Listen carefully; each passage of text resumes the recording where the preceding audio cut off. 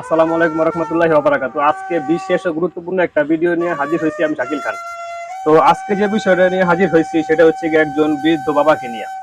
এই যে আমার পাশে যে লোকটা দেখতে পারতেছেন, এই লোকটা দীর্ঘ 25-26 বছর যাবত ঢাকা শহর থাকে। ঠিক আছে?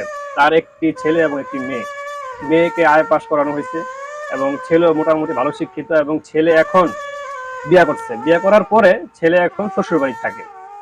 কথাটা আপনারা খেয়াল করেন, ছেলে এখন শ্বশুর বাড়ি থাকে এবং এই বৃদ্ধ বাবা উনি থাকে এখন ঢাকাতে। ঢাকাতে একা থাকে এবং মানুষের কাছ থেকে চায়া চায় মানে ভিক্ষা করে সে খায়।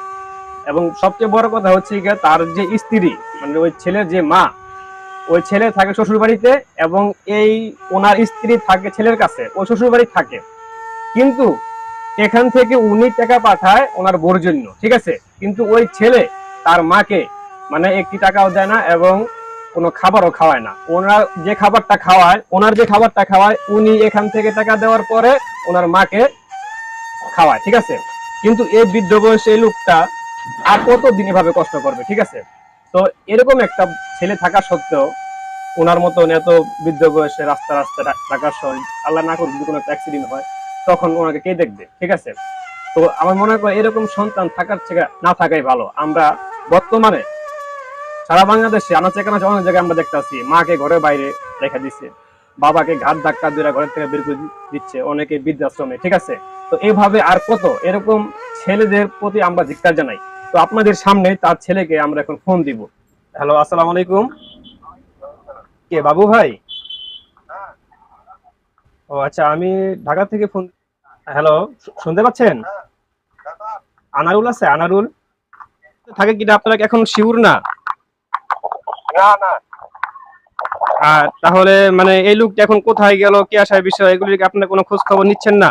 এবং আনারুল তার যে সন্তান, এই মানে ওনারা কোনো খোঁজ খবর রাখে না? না না না। মানে তার বাবার কোনো খোঁজ খবর রাখে না নাকি?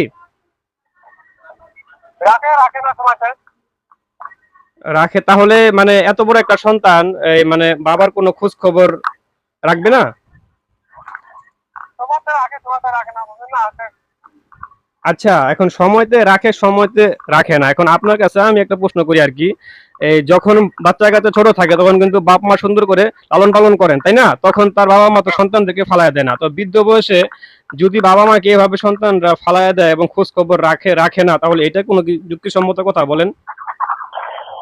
হ্যাঁ তোমাকে ভালো তোমাকে কাজে করে তারপরে কোনো কিছু না। আচ্ছা শোনেন, এখন এই লোকটা ঢাকা থাকে, ঠিক আছে? তো এখন এই লোকটা কিন্তু ঢাকাতে প্রায় অনেক বছর যাবত থাকে। লোকটা এখন আমার কাছে আছে, ঠিক আছে? লোকটা কিন্তু মনে করেন যে এখন অনেকটাই বৃদ্ধ হয়ে গেছে, আপনি অবশ্যই জানেন। লোকটা এখন ঠিক মতন চলতে পারে না। ঢাকাতে কিন্তু মাসের কাছ থেকে চায়া মাইগা সে খায় এবং ঢাকাতে একা একা থাকে। তার অসুখ বিসুখ নানান ধরনের সমস্যা, ঠিক আছে? তো এখন এই বৃদ্ধ বয়সে এই লোকটার কি একা থাকা কি উচিত একটা ছেলে থাকা সত্ত্বেও? আপনি বলেন। না না একা থাকা সম্ভব না। এখন ধরেন আপনার বাবা মা যতই খারাপ থাকুক না কেন, ঠিক আছে, সন্তান তো মনে কর একটা কথা কি মানে যদি সন্তানরা যতই খারাপ হোক বাবা মা কিন্তু ফেলাতে পারে না। কিন্তু বাবা মা যদি কিছু করে সন্তানরা রেখে চলে যায়, ঠিক আছে?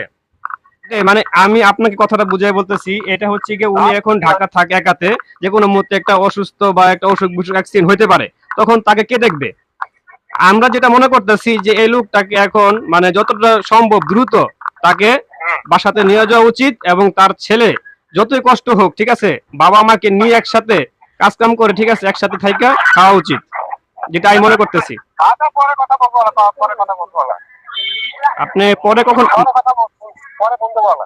আচ্ছা, পরে কখন বলবেন?